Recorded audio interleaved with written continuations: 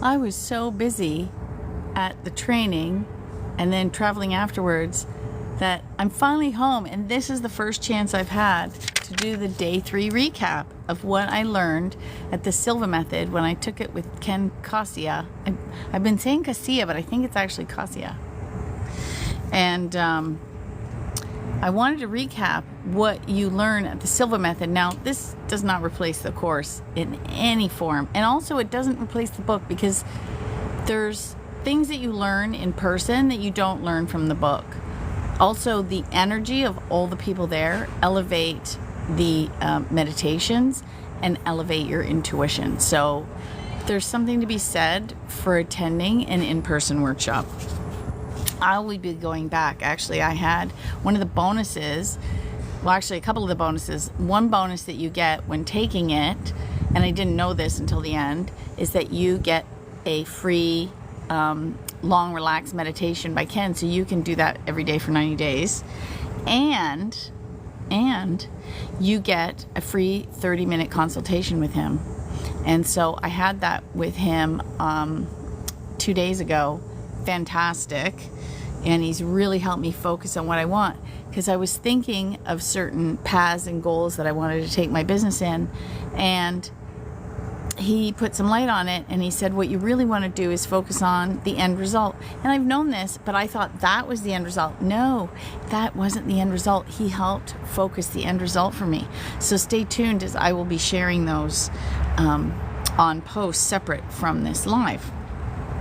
Anyway, here's what happened on day 3. So the first 2 days of the Silva method, the 4-day intensive, is the Silva life system, SLS.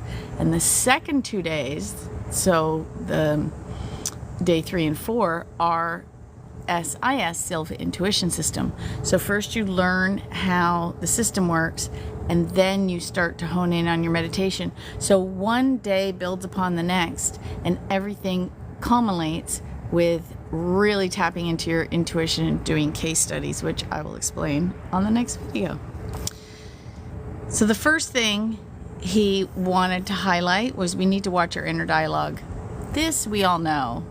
Even I know this, and I still catch myself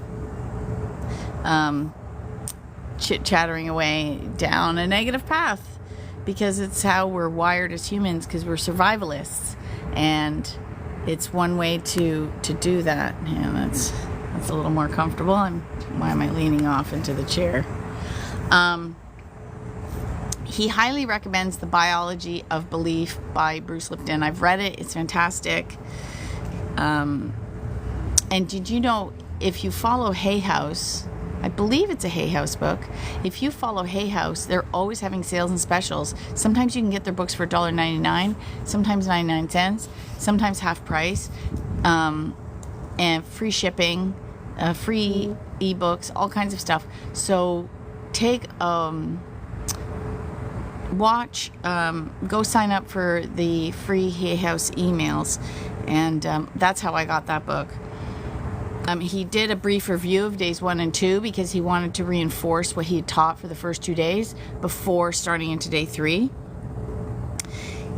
He told us to review the Silva Intuition Manual for the meditations. So once we're done, we have a manual, and go back and review them.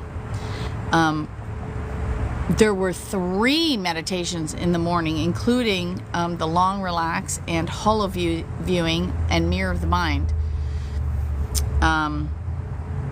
which are really interesting, and you have to understand when to use which one. So one of his challenges is to do the long relax every day. The disadvantages of being outside. Good morning. The disadvantages of being outside. He challenges you to do the long relax every day for 90 days. Now, I was traveling, and the schedule wasn't working. The key is to eventually get to a point is, no matter what you're going, where you're going, what you're doing, that you can do your meditations. I'm not there yet. I tried a few different things to stay on top of my live streams, which I found really difficult. I did it for the first few days of each thing, but then I was just so tired and had so many other things that I had to get done for my business that the videos fell by the wayside, hence my being home and catching up on the videos. One of my goals is, once I do the long relax for 90 days, because I have no travel plans, then you can, then I'm going to be able to incorporate it. How do I manifest being a mother? So you have to decide. So there's a couple different things. Have you taken the Silva method? First of all, I highly recommend you read the book and then take the course, because I can tell you what to do quickly, but unless you have the entire toolbox, it may not work as well for you. But what you want to focus on is the end result of being a mother and not worrying about how that comes about. So you may get pregnant, you may adopt, there's lots of different paths to that. So you focus on the end result, and also, do you want an infant? Do you want a toddler? Do you want an older child that hasn't had an opportunity? I mean, you have to be really, really specific on what you want exactly, because how many times in our lives have we said, oh, I want this, and then it shows up and you're like, oh, that wasn't quite what I meant. I meant this. So in this case, since it's such a large undertaking, I would start journaling and becoming extremely specific on exactly what you want. And I highly recommend taking Ken's course. Like, I've taken it here I've taken it in Toronto with Stephen Dobosh, but I find Ken's more interesting because his style of teaching resonates more with me. Plus, he was the youngest Silva instructor to be certified at 19 in 1971 by Jose Silva himself. And he had stories of people he's met, countries he's gone to. He was the international training director for decades. Like, he's been teaching this for 53 years. And he's still teaching, not because he has to teach anymore, but because he's so passionate about it. He can't stop. This is his soul's purpose. So I highly recommend taking it from Ken. He teaches it in Chicago and in Connecticut, in Farmington, which is near Hartford, because that's where he lives. So he teaches one where he lives and one in Chicago. I took it in Connecticut, loved it. I am going back now. I had talked to him about coming back to do it again in November when he's running the course again, but he actually feels, because I've been working with the Silva method, I've been working with all of Helene Hadsel's works. He knew Helene. I've been working with all of Tag Powell's works. I've just republished one of his books, and he actually certified Tag as the Silva instructor. Oh my gosh, and he knew Tag. He actually used to hang out with Bert Goldman, Jose, like all these names. At one point he talked about meeting Ingo Swann. What? And he had no idea. He's like, oh, just that's Ingo. He had no idea. So it's really neat to take it from him, because he's been teaching it for so long. And it's ingrained in him, and also his personal style fits me. I just joined. Could you please share who or where did you take your course? So I've taken it in different places. I've taken it with Stephen Dobosh in Toronto, Canada, and I just took it again. And I've also assisted Stephen on his course. Now, I went to Ken's in Farmington, Connecticut. He teaches in Chicago, but Farmington's closer to me. So I just drove, and I have friends in Connecticut. So I took the course and then stayed there a few days, which I needed because I was exhausted. And then I just came home yesterday. And I'm going to go back to Farmington because during my meeting with Ken, he felt that what would be a good next step for me, because of all the work that I'm doing, like I have so many Silva touch points in my life, it's crazy, that I would do better taking his mastery course, the mind mastery course, versus taking the Silva method again, the 4-day intensive. So I'm signing up for the mind mastery in Connecticut, December 7 and 8, I think he said. I have to go look at the calendar. So those are the two people I've taken it from. They have totally different teaching styles. They teach the same material, of course, because it's a program. And because I'm in the program to become a Silva instructor, so we get a Silva instructor guide and you follow it. It's like a cookie cutter formula in that sense, but everyone has their own teaching style. And I heard there was someone in Pennsylvania that also teaches in person. I prefer in person versus Zoom because I like the energy of the people and the course, and I absorb more. Like if I'm at home in front of my computer, I know I wander off and I'm not going to pay attention like I should. But if I'm in a room taking a course, that's where my attention is. So I highly recommend checking out Ken. Plus, I just did.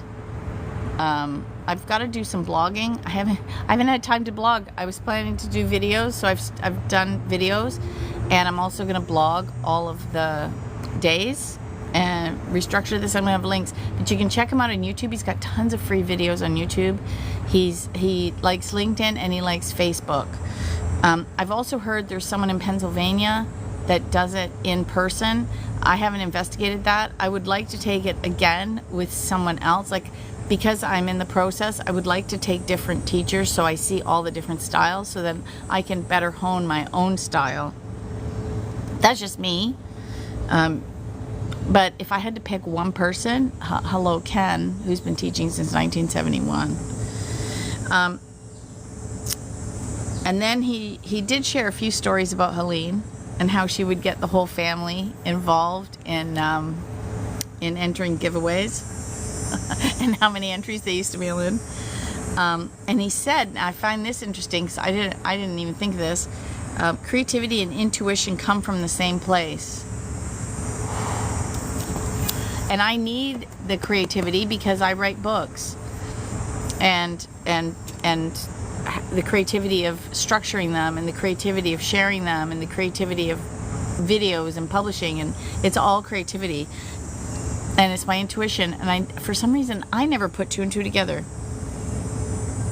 So he said, focus on your goals and your mission. So what is your life purpose?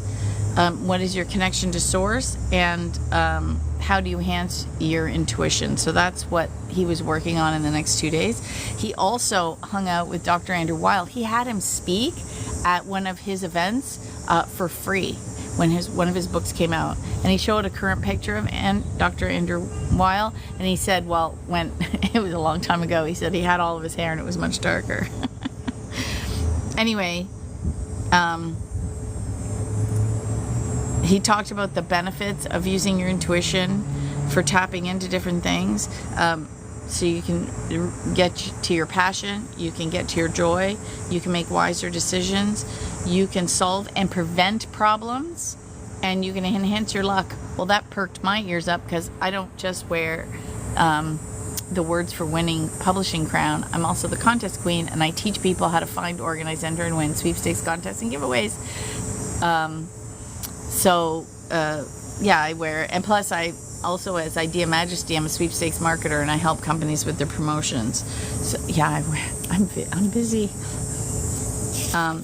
So we did an observation and intuition exercise, and then he said, and I think this was Jose's quote, and I didn't put Jose's initials here, so I can't remember who said it.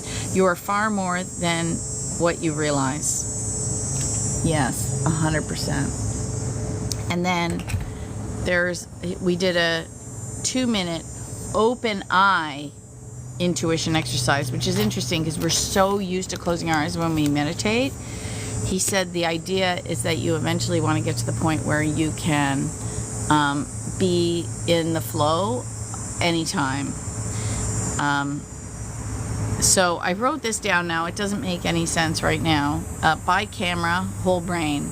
So I think he means by as in two. Sometimes notes aren't always the best. This is another reason why it's good to repeat courses, because then you can refresh. We're multi-dimensional. Now, Helene talked about this in her book, not ESP, but effective sensory projection versus And then we want to get to the Delta doorway. We do alpha centering, the long relax, activator awakening, and we remove blocks. Then we did the long relax meditation, and he talked about Greg Braden. And he said it's now scientific fact that there's an underlying field of energy that connects us all. Everybody knows that now, especially if you're on TikTok and watching all those videos. And he talked about Dr. Schumann. We're all famous. We all might know about the Schumann resonance, which is the energy of the earth itself. And thoughts and emotions affect. Now, I have a blank space here in my book because I didn't write down what was on a slide fast enough. Another good reason to take something again, because you can catch what you missed. And anybody who's been doing any kind of inspirational, motivational learning over the past several decades, we become like the top 5 people we spend the most time with. I've heard this for years. My dad first handed me a book when I was 18, and he said, if I can teach you at 18 what I learned at 36, you'll be way ahead. I've been reading all types of books like the Silva Method since for next year I turn 58, so basically 40 years I've been reading those types of books. That sounds like a lot when I say it now. Okay, so then we talk about the language of the mind. Some people are visual, some people are auditory, some people are kinesthetic. There's clairvoyance, clairaudience, clairsentience, claircognizance, and others. I do work with Robert Ohado, and he had a list of 8 that he teaches. So we're perceptive, we're creative, we're intuitive. What we discover, detect, insights, perception, correction, observation, and transformation. Now, one of the things he wants you to do when you tap into your intuition, congratulations for your new book. Thank you very much. Yeah, that was officially number 10. Oh my God, I've published 10 books in 3 formats. So I have paperbacks, ebooks, and audibles. And they're slowly rolling out. Yeah, 10 books is awesome.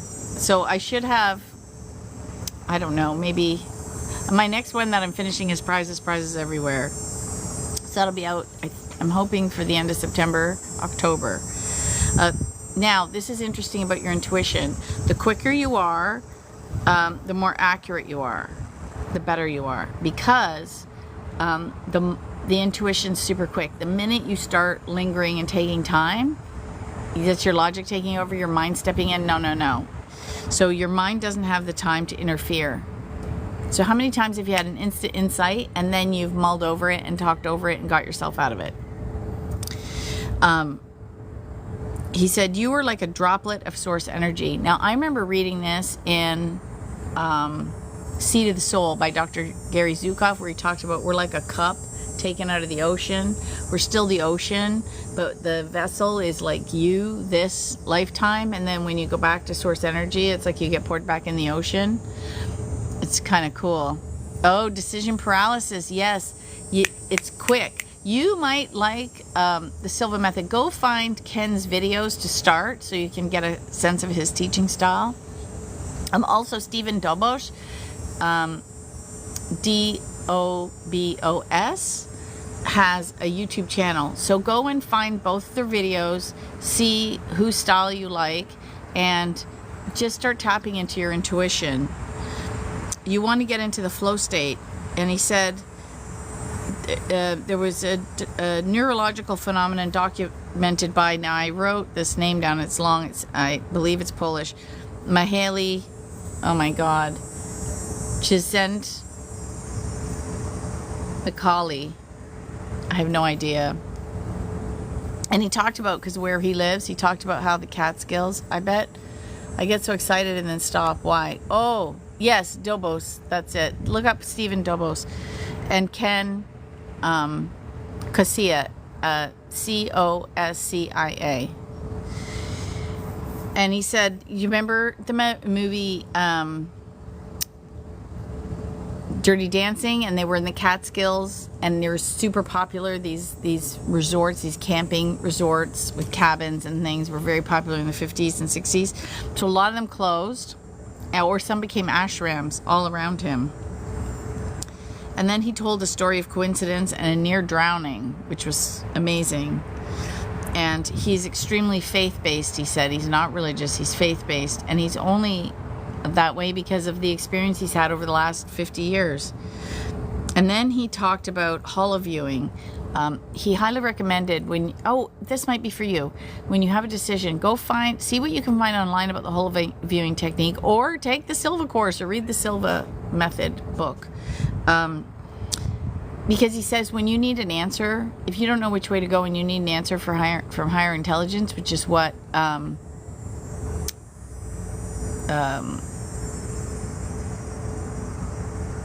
Jose Silva used to call it, and he tells stories about that. You want to do the holoviewing technique. So that's one of the suggestions he made to me, because I was asking about mirror the mind, and he said, no, for what you want, so if you want to see a particular outcome, you want to do mirror the mind. When you're not 100% which way you should go, left or right, whatever, do holoviewing. So what he said for my business is, I had some ideas. I could do this, I could do this, I could do this. And I'm like, I don't know which way to go, and I don't know how any of them are going to happen. How do I do mirror the mind? He said, no, what you want is holoviewing. No, holo, Holo viewing, like holographic viewing. And you want to tap in. So then what I realized is my end goal isn't this direction, or this direction, because the end result that I'm seeking is the same. I just don't know which path to take. So what I'm seeking to do is instill inspiration, share joy, inspire others to follow their own path and listen to their own intuition. Like I was thinking of it when I was driving home, so I need to write it all out. I want to do some like Instagram posts with all the goals, because also if I'm putting energy to it and other people read it and they also put energy to it, it's going to help it manifest faster. A little bit sneaky. It's kind of like how I have my license plate that says I'm lucky, and everyone goes, are you lucky? And I go, yes, of course I'm lucky. And he was one of the top Silva teachers for a decade. Right, holoviewing, holographic viewing for decision making. I think I missed a comment up there. Oh, good. Okay, so you got the two teachers, and there's more. So, if you type in Silva method to YouTube, you're going to get a bunch of other teachers. I need to make a list and start sharing some of their videos too. And he said one of the things to do is, if you're stuck, he says, technically you can do it anytime, anywhere, but it's best before bed, because then you let it go and let God do it while you sleep. So he said, sit up in bed, because if you lie down, you go to sleep. Do the 3-to-1 method, which I'm not going to explain here. You can learn about it through the Silva method, as it's even in the book. Consciously attune, do the 10-to-1, and tap into source energy. And then if you need help, you have to ask, because we all have free will. So Kyle Gray talks about this, like when he talks to the angels, he always has to ask. He says they're there and they're willing to help you, but you have to ask for help. They're waiting to help you, but you have to ask. I do it all the time. And it's even in the Bible, ask and ye shall receive, right? It starts with the ask. And again, be specific. And Helene said this too. He said, is it a problem or is it a project? And I was like, oh my gosh, I love that. Helene said that, but it's neat to hear it from somebody else.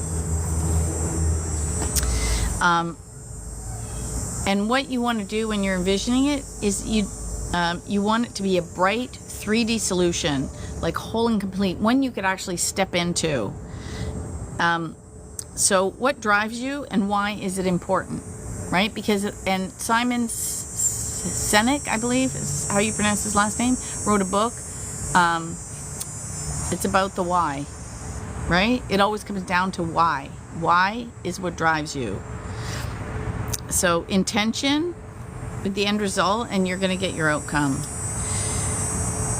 Also, second and third person in the future, what's in it for them? So example, I write books and I want to sell tons of books. Okay, so that's what's in it for me. I get resourced so I can make more books and run my business. That's what's in it for me. What's in it for you? How does it help you? How does it benefit you? If I taught courses, how would it benefit you? If I hosted retreats, how would they benefit you? So I can see what's in it for me, because everybody can see what's in it for them. We are the hero in our own story, but also find out what's in it for you. And I love that, because when you start thinking of others, then I think you have better results, right? Like, I know for a fact that my teaching people how to win giveaways has helped others win millions of dollars in cash and prizes and changed countless lives. And it has rippled out in ways that I never expected. And so that's what's in it for them. That I win giveaways and I love teaching, but the effect it's had on others is phenomenal. So you also need to think of what's in it for them. So make a list. So I started making a list, learn to win, change people's mindset. So I'm helping people change their mindset. That's huge. That's huge. How people appreciate and you attract and manifest, it will help and guide you. So appreciation, you've heard this from every manifestation teacher. Gratitude, right? And appreciation. And then you're going to start to see coincidences and synchronicities. And there are no... what was Deepak Chopra's book? The Synchronicity of Desire? Something like that. And sometimes it takes up to 3 days for this to work. Helene always believed in the power of threes. She talks about it in both in Contact with Other Realms and Confessions of an 83-Year-Old Sage. She always waited for 3 signs. Ken talked about that too. I seem to have shortcut that. I do it at 2. Like if I see something once and then I see it again, I'm like, I don't need 3. I don't need to be hit over the head again. I know what I need. Or maybe I'm impatient. I don't know. And then you'll also know how to proceed. What are your next steps? That's one thing you always want to be asking.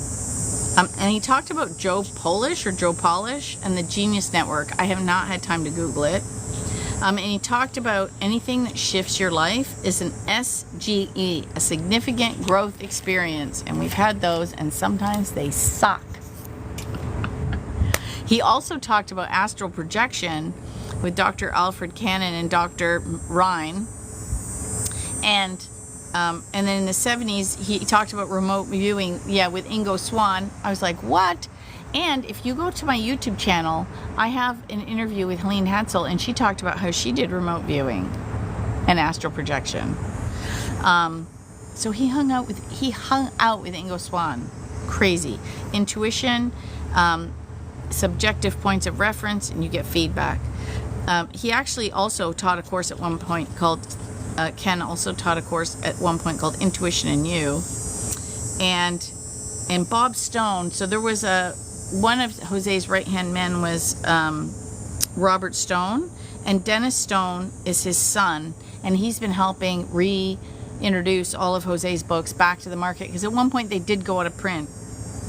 So you can find them now, because somebody said, I didn't like the newer version because it had this, and I'm like, he said it was a bit salesy. So you might want to check thrift stores for the old versions. I buy a lot from thrift books, but I think there's Abe books, but I like thrift books. And then just check your local thrift stores. Subjective education was what Jose was teaching, and he does, like, if you look at the big alpha poster, the big famous poster that he has, you'll see that he used blue, green, and red because he was into electronics, and that's the RBG colors. And if you put them together, you get all the colors in a TV. And so he uses them. Blue is delta, green is alpha, red is theta. I think I wrote that down right. And then he also talks about, then we did, oh my God, did I go into day 4 and I didn't write day 4? No, this is still day. We did psychic investigation. We did human, animal, vegetable, and inanimate. We are all in this together, which I find fascinating. And we did mental projection exercises, and you have like lead, copper, stainless steel, and brass. He has these little ingots, and we play around with them, and then you play a game where you go into the matter. And then he has you at your house on the facing the south wall of your living room, and he has you change the color of the wall and then go into the wall, and then we have plants in the room, and then you go into the cells of the plant, and it's you're feeling for energy and vibrations and aura. And he talked about psychometry and the building blocks, and he talked about Uri Geller. Uri Geller was famous for doing all the spoon bending, and he actually wrote one of the intros to one of Tag's books. I did contact him about writing a forward for a different Tag book because we couldn't find the co-author of that particular book, so I couldn't buy the rights to it. Unfortunately, I can't republish it. We tried. So that one passed away with Tag. That one's called ESP for Children, but the forward on that one was written by Uri Geller. And I believe Dr. Joe Vitale did work with him too, because he also did spoon bending. We talked about the intuitive human experience, the discovery and invention of science, and inspiration in the arts. I do believe artists are extremely tapped into the universe, because I actually remember talking to an artist. She used to do these massive paintings, so they'd be on the floor because they were so big, and she wore special shoes. And I said to her, she was showing us her studio, it was amazing. Her husband used to work with me, and then they had a Christmas party at their house, and so they were giving us the tour, and she showed us, her paintings are in the main art gallery in Ottawa, and because they've been painting since the 70s. And I asked her how she knew, like, when did she stop on it? She says, oh, she just knew when it was done. So like she would do all these different colors and things, and she would just know when to stop. She said it was an intuition thing. So when it's like people who play music and people who dance, you're in the flow. I do that with writing. I just sometimes get into the sound. Then he used the theta sound. So he does different sounds, the alpha sound, theta sound, and we did the mental projection. And then we worked on activating our intuition, how we had to relax and be playful because it was a game. Lol, the Name It and Claim It game by Helene Hadsel, right? She's reminding us that life is a game. How we had to be in the flow. What was our first impression, right? Don't second guess your intuition. Be of the intention to serve. That's what I'm doing here. And what is your interpretation of it? Because remember, we have filters. So that's why witness accounts at a crime scene, say there's an accident or a crime, and there's like 10 people that saw it, you're going to get 10 different accounts. Why? Because everyone has their own interpretation of the event. And then he talked about Cleve Baxter and primary perception, Rupert Sheldrake and his morphogenetic fields, and Nettie Whittle, who is an animal communicator. He apparently hung out with Netta. And then we did psychometry, that was the last thing of day 3, where you bring something in and you sense it. And I was going to take a necklace I have of Helene's, and I forgot it. So thankfully I had some earrings that I had taken down, because I went to Las Vegas for the annual National Sweepstakes Convention before. I literally took the red eye home, I unpacked, I repacked, and the next morning drove to Connecticut. As you can imagine, that's why I was so tired. So I had all my jewelry and everything. I didn't bother unpacking some of it, I just took it.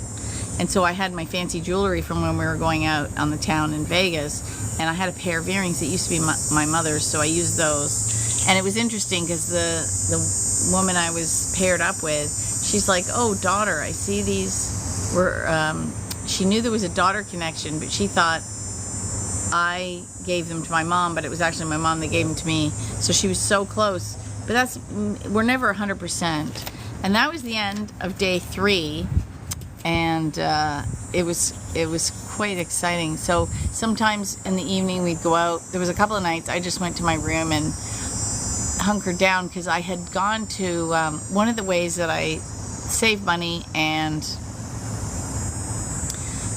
am quiet, because I've been in everybody else's energy, is I had gone to Trader Joe's and bought some of their prepared foods, and it was so good because I had salads in the fridge and sandwiches and things that I had got. So then I could just go upstairs and do my thing and have a bite to eat, make a cup of tea, because I actually packed a kettle because I knew the hotel room wouldn't have one.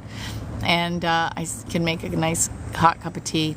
Yes, it is possible to learn the Silva method alone and only through books. However, some of the techniques you learn, I have figured out, aren't in. So there's a glass of water technique that isn't in the book. It may be in the newer book, but it isn't in the older book that I have. So yes, you can. Again, it depends on your learning style. Like, I don't learn the best that way. I learn best visually. So when I'm in front, like I'm in a classroom and I'm watching the teacher and I see the slides and I hear the stories and I make notes. So I've got the kinesthetic exercise going, so I'm remembering what we were taught, and that does better for me. You may be able to read the book. I've had some comments on some of my videos, and someone said, "Oh yeah, I taught myself the Silva method. I read the book and I was able to do all the exercises." I'm like, wow, that's amazing. I couldn't do that. So you have to know how you best learn and how you can best practice. So if that works for you, yeah, you can absolutely do it. I mean, that's why he wrote the book, right? Because not everyone could come to a course, right? So this way the book is out there and anybody can pick up the book. So his intention, of course, was so people could learn the Silva method through a book. Again, you have to know your own personal learning style. And second, I'm also in process of becoming a Silva instructor. So one of the requirements is you need to take the Silva method 5 times, so you know it inside out and backwards, because you can't teach what you don't know, right? So if you just want to learn it for your own personal use, it's totally different reading the book and just mastering it for your own life and for your own family and for your own goals, right? But I'm in the process of writing a Silva mind mastery book, republishing it from Tag Powell, and becoming an instructor. So I have a different goal and a different reason for going around to all the different teachers, right? So that's why I'm actually taking it again next week with Stephen Dobos, because now I have Ken's and I want to see Stephen's again, because I've been assisting Stephen, but I haven't paid attention to the whole thing and made notes. So I'm going to do the exact same thing. I'm going to take notes day 1 to 4, and I'm going to do a video on Stephen's. And they are a bit different. Again, you have different teaching styles. So that's why I recommend going and checking out both their videos and seeing which style of teaching you prefer. So yeah, absolutely you can learn it yourself. Again, whatever your learning style is. And with that note, my phone's now at 10%, so I'm going to sign off before I completely lose this video. And I will be back with day 4, so stay tuned.